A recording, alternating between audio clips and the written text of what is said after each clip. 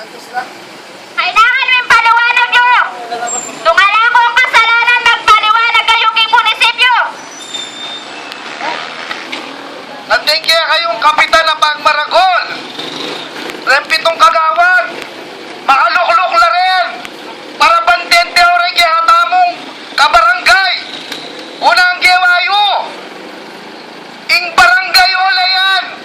Akakit niya. Asdemo kasanti. Pero bakit?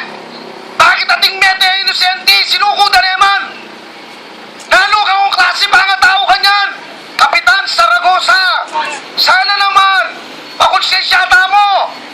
Ini labaning buong San Isidro. Miya patukutan niya kaking miras kaya kayong Malacanang. Sige.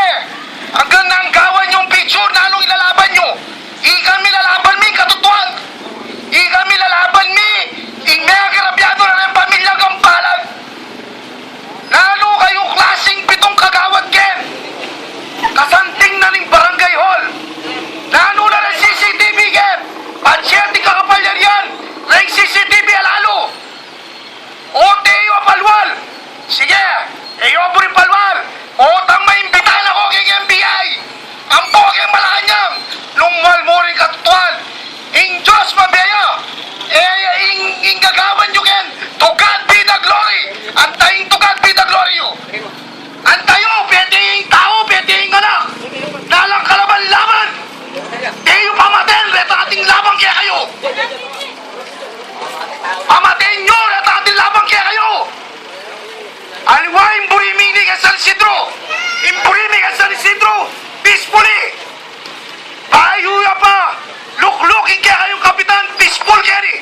Dakalma mo lang. Dakal tarantado kaya lugar ini. Pero peaceful ya ini. Alang mamamatay ang tao. Alang mamamatay ang inosente. Sinukulan ang tao. O deyo due process. At intang batas. I-due process yun lang.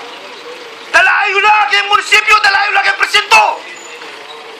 Lungtun ko alang balo. O deyo mismong munta. At paimbestiga kayo. Nung ala ko talagang balo. Nung talagang ala akong balo. O deyo munta kay police station. Sabihan nyo na kayo. Ala akong balo. Kapitan Saragosa, sana naman makonsensya kayo at ikaw pitong kagawad. Isto yung magagalap kay San Isidro Resettlement. Paninahin yung midala kay Malacanang ni.